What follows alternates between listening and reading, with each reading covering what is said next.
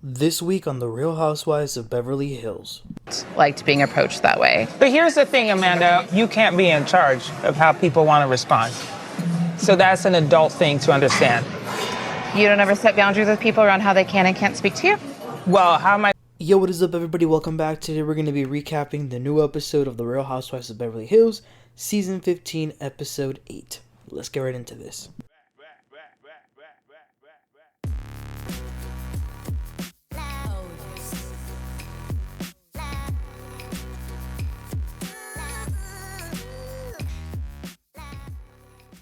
Wow, I can't believe it's been 8 episodes. It feels like nothing really has happened up to this point, but I will say this episode in particular was definitely full of drama from the very beginning that we started.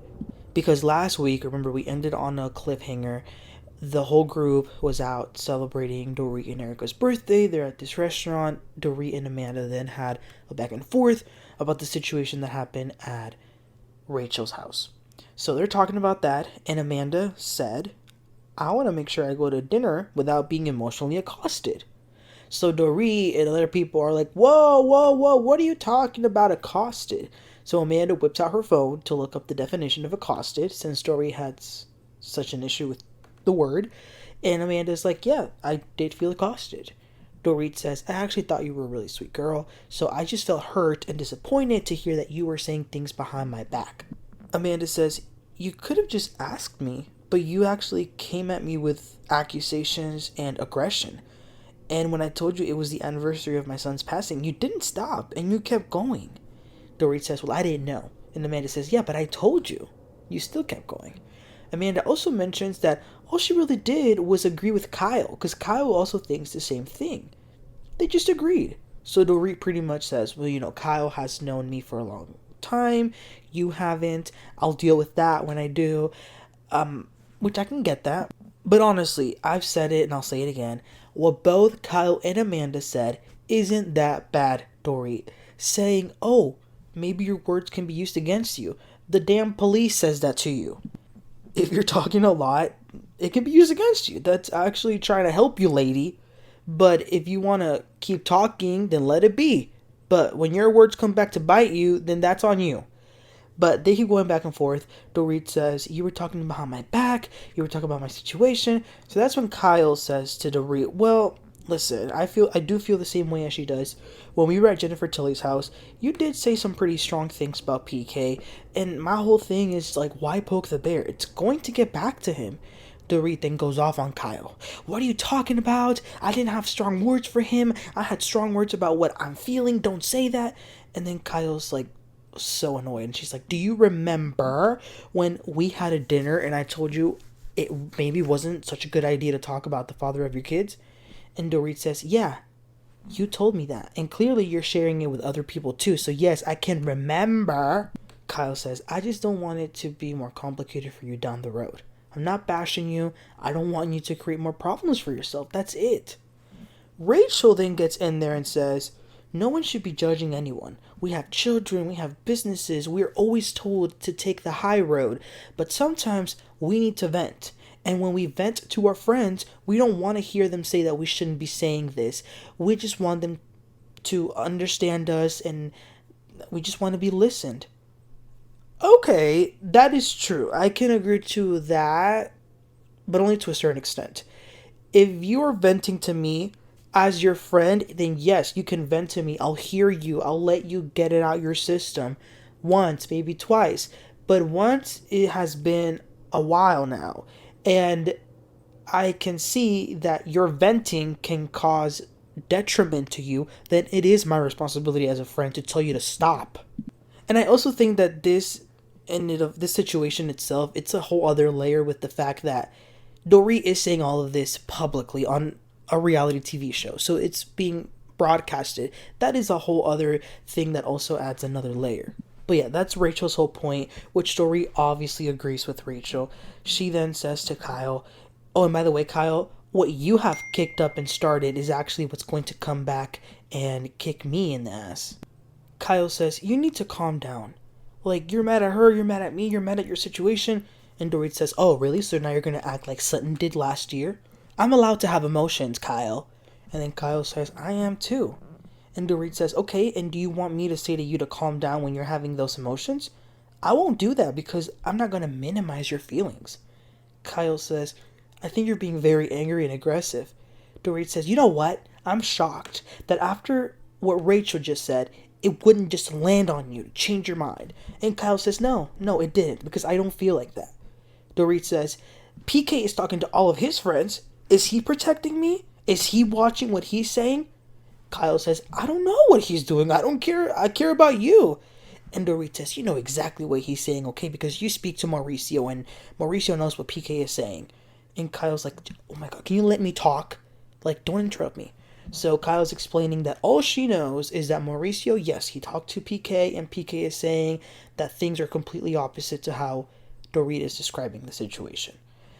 Dorit then starts to, like, make a mockery of this conversation, so she closes her lips, and she, like, starts to, like, point at her mouth, and she was trying to be like, I'm not speaking, I'm not, I'm letting you speak. So Kyle's like, grow up, Dorit. Acting like a damn fool. Erika says, Dorit, listen, no one at this table wants anything bad to happen to you. And Dorit's like, I don't really believe that. And Kyle is trying to explain, and Dorit is like, no, shut up. Now you shut up and let me finish. And then Erika's like, Dorit, like, come on, calm down. And Dorit's like, no, Erika, stop. I'm telling y'all, Dorit was on another level. Unbelievable. So then Amanda says, I am starting to realize now from this dinner that you all have a communication style that I'm not used to. And honestly, even if it hadn't been the anniversary of Zion that night, I would not have liked to be approached this way. Boz then says, well, here's the thing, Amanda. You can't be in charge of how people respond to you. That's like an adult thing. And Amanda says, so you never set boundaries on how people can or can't speak to you? And Boz says, well, how am I going to enforce that? That sounds crazy. You can't walk around the planet thinking that everyone's going to agree with you. And then Amanda says, all I know is that in my 40 years of life, I've never left a dinner party crying. And Dorit says, I thought you ran away from a cult. And Amanda says, I did. So even Kyle and Erika were like, Dorit, like, calm down. I'm telling you, Dorit was acting belligerent, aggressive, hostile, just nasty. Then somebody asks about the cult and what is that about? And Amanda's like, that's a whole other story. I can talk about that another day. Dorit says, my point is that if you lived in a cult, there probably would have been worse things that have happened to you other than that night, don't you think? Amanda says, I didn't say it was the worst thing that happened to me. It just wasn't a good thing. So Amanda says, like that night I couldn't sleep, and my body interpreted that night as a physiological threat. And then Boz is like making faces, and she's like, girl. So Amanda's like, why are you shaking your head? And Boz says, your expectations of not having confrontation is unrealistic. You need to understand that and accept that. And Amanda asks, but can there not be disagreements without having conflict? You can disagree, speak to each other, hear each other out. Why does there need to be conflict? There doesn't need to be conflict. And then Boz and Erika are like, no, you're living in a fantasy. No, that's not how things go. Rachel then says, we cannot control how people speak to us. If I could control that, then life would be really different. And then Rachel begins to cry about her marriage because, the divorce news broke the internet that same day. So let me say this. I agree with Amanda. For these women to think that you can't disagree with someone without having to fight them or confronting them, that is a problem. Amanda is really correct when she says, you absolutely can set boundaries. Yes, Boz, I cannot control how people speak to me or how they respond in my life, but what I can control is that if that person is going to be coming at me like that, I do not have to participate in that conversation. I will walk away or just drop that person out of my life. There is a thing such as boundaries. With that logic, we can't complain about no damn thing because, everyone has the right to respond how they can. No, that is completely ludicrous. And I just think that what Amanda was describing is something very mature. We can disagree. We can say why. It doesn't guarantee that it will, make the other person change their mind or whatever the case. But there doesn't always have to be a confrontation when I disagree with someone. And Boz wants to sit there and say, in this reality, we have to have tough conversations. And she says, who does Amanda think that she is? Why does she think she can control what people feel? No, no, no. You're wrong, Bose, and I'm sick of her, and I'm sick of Dorit, and I'm sick of the whole damn group. And I get it. People don't like Amanda. Trust me, I know that because I've seen some of the comments on my recaps on the Instagram and just some other things like Reddit. I do go there occasionally, and I see that people are like they hate her, but I don't care. I don't like how these women are treating her, so I will be defending her for the remaining of the season. And y'all don't have to like her, and you don't have to. Y'all can let me know in the comments if you don't like her and why. But I'm not going to participate in this gang up that these women are doing, and they're just contradicting themselves too much. Anyway, so Rachel is crying. Dorit goes to console her, and she actually takes her outside along with Bose. And I understand why Rachel's crying, but then all of a sudden she's out there with Bose and Dorit, and she's like, I'm going through a lot and listening to Amanda. Now I'm thinking, is what I say gonna blow up in my face? Can I not be open? Do I have to keep taking the high road? Am I going to be judged? Now, Rachel, you're sounding ridiculous to me. I can't believe these women are in their 50s, not understanding common damn sense. Nobody said that, Rachel. No one said you can't vent. It was a whole different situation with Dorit. And of course, Dorit is eating all this up. Like, yes, you're so right. Meanwhile, the servers back inside the restaurant are bringing out 2 birthday cakes. And Jennifer Tilly says, no, not yet, because the other girl's outside. But Kyle's like, you know what? Bring them on, because I want to leave. Just bring them out. So they just sing to Erika happy birthday. And then everyone leaves. So that was it for the dinner.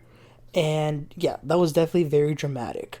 So then we see the next day, there's some like just brief scenes, like Bose gifted her daughter a car. Dorit is shown pretending to write her book. Some ladies working out. But the next scene is Kyle. She goes with her daughter Alexia. And Mauricio shows up too. Alexia's getting married, so they're at a venue. She was going to get married in Aspen originally, but Kyle says that didn't work out. So now they're at like this ranch, looking like it's somewhere in the middle of Arizona. Alexia's style is very different. So they're looking at the venue. They somehow bring up music, like where the DJ's gonna be, and then Kyle throws it out there that Mauricio is taking DJ classes. What is going on with this DJ stuff? First it was Paris Hilton, then Meredith Marks. Dorinda was DJing at BravoCon, and now Mauricio? What? So the space is pretty big. I can see potential. Definitely not my style. I prefer something more classy and elegant for a wedding. This looks like they're going to have a hoedown, but that's her. That's her style, and they are inviting a lot of guests. Next scene is at Kathy Hilton's house. And Rachel comes over, and going to Kathy's house is like a whole experience. And she's got IVs and just so many things. So Kathy and Rachel, they've known each other for before this, obviously. So Kathy says to her, I was worried about you the other night. And Rachel says, yes, I've been dealing with the media and the news that broke last night. And, I was having to deal with the kids and this, and that's just been a lot. I was already not myself at the dinner, and Dorit was being judged for breaking in the group. So for me, it was a breaking point, and I need to know that I'm not being judged by everyone else. That's why I felt like I wasn't in a safe space here. Everyone needs to just hold Dorit and be there for her. Again, you guys, I think Rachel is reaching, but I do understand why she would feel like that given that she is going through it. So if you're going through something and someone else is going through something similar and people are, in your eyes, coming for her, I can understand why you would think, oh, are they going to come for me too? Are they going to judge me too? But again, I think they're very different situations. Because Rachel, I don't recall you going on reality TV saying that your ex-husband is a drunk, a bad father, and all these things. That's what makes it different, my dear. But that was that. Then we see Bose and Keely. They have a call with their doctor for an update on the embryos. 2 of the embryos were successfully fertilized. Unfortunately, neither one made it to the stage where they need to be for them to be able to enter a womb. And it's mainly because of the age of the eggs, the doctor explains. So she's saying that another possibility is for them to use someone else's eggs that are younger, which, in that case, it wouldn't biologically be Bo's child. So she cried. It was hard, understandably so. They also have another option of doing another egg retrieval, but nothing is guaranteed, especially if the ones that she already got didn't fertilize. So, but you never know. There's always a 1% chance. But yeah, that's the scene that we saw with them. Then moving on to the next scene, Rachel, Sutton, and Dorit go to have lunch. They talk about the other night, and you know, one of the craziest things, if you think about it, the only reason Dorit flipped on Amanda is because Sutton was the one who told Dorit what Amanda had been saying. Yet Sutton was all quiet at that dinner last night, but now here again, she's saying, "Oh yeah, Amanda definitely had an opinion about you, Dorit. She had strong things to say." But you know what? Even when they show the flashbacks of that dinner where Sutton was at Kathy's house, and that's where Amanda said what she said about Dorit, Amanda didn't say it the way Sutton is describing it. Matter of fact, Amanda didn't even bring up the topic. It was Jennifer Tilly who asked. And that's when Amanda was like, yeah, maybe that would be that would backfire on her. So for Sutton to have taken that, distorted it, it's super whack, but I'm not surprised. Sutton plays dirty. She just does. Rachel then says, but yeah, did y'all notice Amanda she put it on Kyle last night? Did y'all catch that? And they're like, yeah. And Dorit says, I've heard about Amanda and her business. That's pretty much it. I don't really know anything about her. Sutton says, well, I want to know more about the cult. And Rachel says, why would she even say she was in a cult? Is that something you should not be bringing up? But she put it out there so we can question it and we're going to get our answers. Okay. And then Dorit goes off again about being the victim. She doesn't feel supported. Kyle's not supportive, blah, blah, blah. She then says that Kyle doesn't have her back. And then Rachel says, don't trust her. Then the last scene of the episode, we see Kyle and Amanda taking a walk. Amanda says she really did think that her and Dorit could get over their disagreement, but she sees that Dorit is not willing to move on. Kyle says, well, my thing is, I've noticed that I can have an opinion, and Dorit gets so angry at me. And Boz can have the same exact opinion later, but Dorit doesn't get mad at her. But regardless, I still think that it's not smart for her to be putting negative things out there about someone who she's divorcing and someone who's the father of her kids. Amanda says, well, yeah, and also, you know, I had been getting along with Boz. I went on a lunch with her. I don't know what happened. And last night at the dinner, I was being vulnerable. I thought that sharing something very real, the fact that I left Rachel's party crying and that I couldn't sleep that night, I thought that me being vulnerable would help me connect with them, but Dorit just threw something random to the conversation about the cult. And Kyle's like, oh yeah, which I would like to learn more about that at some point. And that was the end of the episode. Okay, so yeah, like I said, this episode was definitely full of drama. That dinner was pretty heavy with Kyle and Dorit. Now, let me say this. Last season, I agreed more with Dorit. I did understand her side because Kyle wasn't being a loyal friend. She wasn't. And if we're going to be honest, Kyle, from what we've seen, has never really been a girl's girl. I mean, whether it was how she did Camille, Denise, her sisters to a certain extent, she's just never been a girl's girl. So that's why I wasn't surprised. And I did think last season, like, no, Kyle, why are you still texting PK and being friends with him? Like, no, that's not cool. You gotta be with your friend. So I was on Dorit's team on that last season. But now this year, Dorit is being unreasonable. She's being delusional. She's being belligerent. She's being obnoxious. And Boz and Rachel are enabling that. So I think Dorit is nuts. I think she needs to get off the show. This got to be her last season. I don't think I can watch another season with these ladies.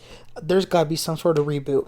I'm telling y'all. And again, with the Amanda gang up, it's a gang up. I don't care what nobody says. Because if Boz is coming after her, Dorit is coming after her, Rachel's coming after her, Sutton's coming after her, it won't be long until Erika comes after her. That is a gang up. And I don't care what nobody says. But y'all, let me know what y'all thoughts were about the episode. Please don't forget to like and subscribe. And I'll catch y'all next time. You have a great one. Bye.